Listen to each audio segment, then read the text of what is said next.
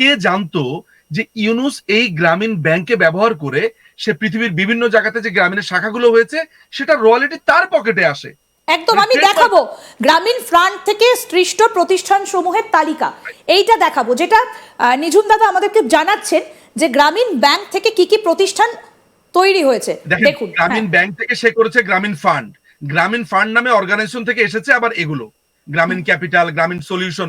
মজার ব্যাপার কি জানেন, এই যে আপনারা লক্ষ্য করে দেখেন তো একটা অর্গানাইজেশন আছে এখানে, এটা হলো গ্রামীণ চিকিৎসাটা কোথায় যেন, এইটা সরি গ্রামীণ কল্যাণে আপনারা যদি দেখবেন গ্রামীণ চিকিৎসা বলে একটা অর্গানাইজেশন আছে। এগুলো এই যে গ্রামীণ কল্যাণ দেখাচ্ছি এই মুহূর্তে, এই যে গ্রামীণ health care services limited number 10, একদম, হ্যাঁ, এগুলো কিন্তু সবই লস প্রজেক্ট তিনি দেখাচ্ছেন।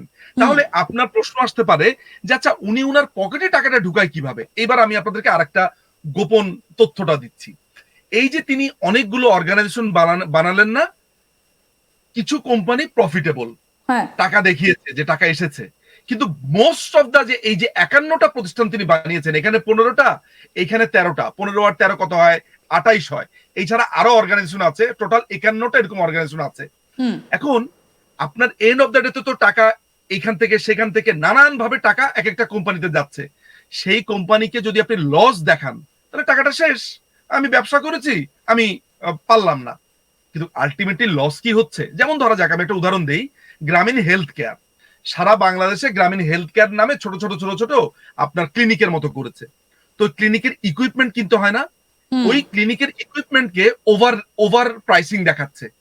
তো আপনি তো টাকাটা দিচ্ছেন, আপনার সোর্সিং জায়গাটা থেকে টাকাটা দিচ্ছেন, টাকাটা দেওয়ার পরে একটা এক্সরে মেশিনের দাম যদি হয় ধরেন 10 টাকা, সে সেটা কেনার দাম দেখাচ্ছে হচ্ছে ধরেন 25 টাকা। ঠিক, তাহলে কিনছে 10 টাকা দিয়ে কিন্তু রিসিপ্টে লিখছে 25 টাকা, তাহলে 15 টাকা তার পকেটে। এগুলো তার দেশে আসছে না, এগুলো বিভিন্ন জায়গাতে ডিসপাস হয়ে যাচ্ছে তার যে নেটওয়ার্কটা আছে। এই যে তিনি স্বাস্থ্য উপদেষ্টা বানালেন যে ভদ্র মহিলাকে, আমি নামটা ভুলে গেছি, সেই ভদ্রমহিলা কি ডাক্তার? না, এই ভদ্রমহিলাটা হচ্ছে তার সমস্ত অপরাধের সঙ্গী। এই কোম্পানিগুলোর চেয়ারম্যান কিন্তু আবার ইউনুস। এই যে আপনি গ্রামীণ বিভিন্ন অর্গানাইজেশন গুলো দেখছেন সেইটা। তাহলে একটা মানুষ 51টা প্রতিষ্ঠানের চেয়ারম্যান, এতগুলো প্রতিষ্ঠানের সে প্রধান, তাহলে সে যে গ্রামীণ ব্যাংকের এমডি ছিল, ওইখানে তো ক্লিয়ারলি লেখা ছিল যে তিনি তার এই দায়িত্বটাই পালন করবেন। একটা দায়িত্ব পালন অবস্থাতে তিনি আরেকটা কোম্পানির চেয়ারম্যান হতে পারেন কি? পারেন না। এবং তিনি কি দেশের যে ট্যাক্সটা তার দেওয়ার কথা সেইটা কি তিনি ফাঁকি দিতে পারেন? এখন আপনি যখন এই প্রশ্নটা করছেন, সবাই তো আর এগুলো জানতে পারেনি। এখন আমাদের মাধ্যমে আপনাদের এই সব অনুসন্ধানী রিপোর্টের কারণে মানুষজন জানতে পারছে। এখন মানুষজন আসলে প্রশ্নটা করুক যে তাই তো, তিনি আমি যেই টাকাটা পেতাম, অর্থাৎ আমার বাসার সামনে যেই ভদ্র মহিলা রাস্তা ঝাড়ু দিচ্ছেন, যেই মানুষটি পয় নিষ্কাশনের কাজে, সুয়ারেজের কাজে আছেন, যেই মানুষ যেটা দিয়ে আমাদের রাস্তা হচ্ছে, ব্রিজ হচ্ছে, গ্রামীণ ব্যাংকের বা গ্রামীণ ব্যাংক থেকে আসা এই টাকাগুলো তো আমার প্রাপ্য টাকা, আমার রাইটের টাকা। অর্থাৎ তিনি জনতার টাকা আত্মসাৎ করছেন। এবং মজার ব্যাপার কি জানেন, এই লোকটি ক্ষমতাতে আসার পর প্রথম নিয়মটাই করে যে গ্রামীণ ব্যাংকে আর কোনো ট্যাক্স দিতে হবে না আগামী 5 বছর, কর্মকুফ করে দেওয়া হয়েছে।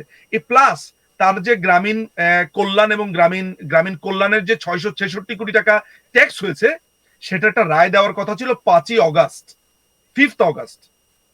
এই 5th অগাস্টে শেষ পর্যন্ত বিচারপতিরা রায় দিতে পারেননি।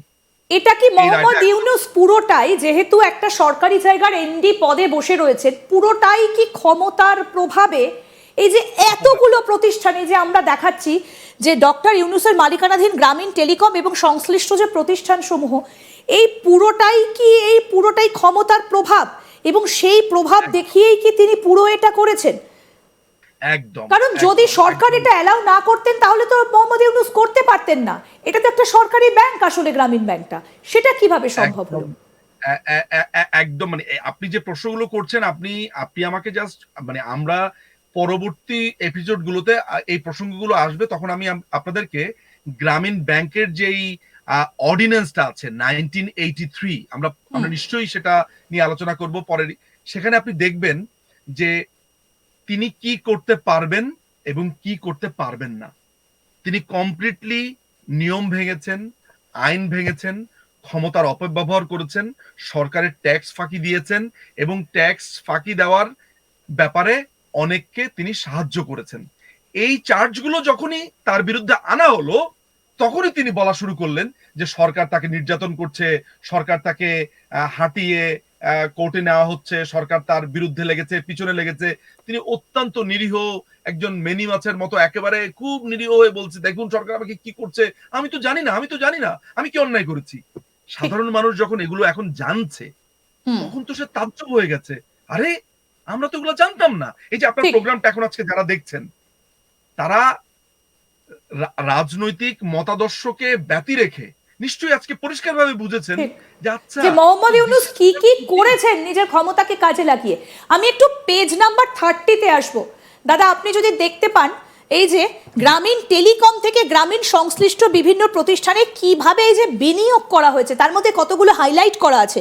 এই যে গ্রামীণ সলিউশন লিমিটেড, গ্রামীণ শক্তি সামাজিক ব্যবসা লিমিটেড, গ্রামীণ জাপান অটো লিমিটেড, বাংলাদেশে বসে জাপান অটো, মানে মানে কোথায় কোথায় কি কি করে রেখেছেন। এবং এখন মজার ব্যাপার হলো যে হ্যাঁ, আপনি আগে একটু অনুগ্রহ করে একটু উপরের যে লাইনে হ্যাঁ, টাকাটার অ্যামাউন্ট দেখুন আপনি, 58,14,000, তার আগে আছে দাদা 439 কোটি। সরি 439 কোটি, 439 কোটি 58,14,000।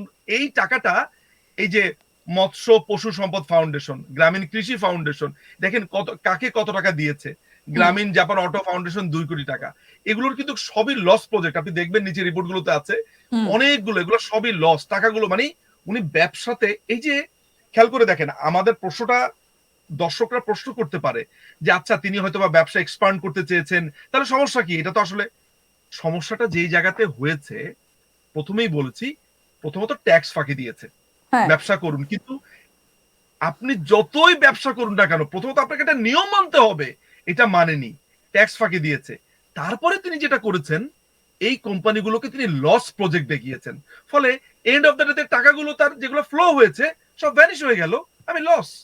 আমি লস করার পরে তো কারো কিছু বলার নেই, আমি ঠিক আমি ফেল করতে পারিনি, কিন্তু বছরের পর বছর এই প্রভাব অর্গানাইজেশন খাটিয়ে গুলোকে এটা তিনি চালিয়ে গেছে। করে গেছেন। তাহলে কি এটা কনফ্লিক্ট অফ ইন্টারেস্ট, কি বলবেন এটাকে? কনফ্লিক্ট অফ ইন্টারেস্ট তো একেবারে প্রাইম।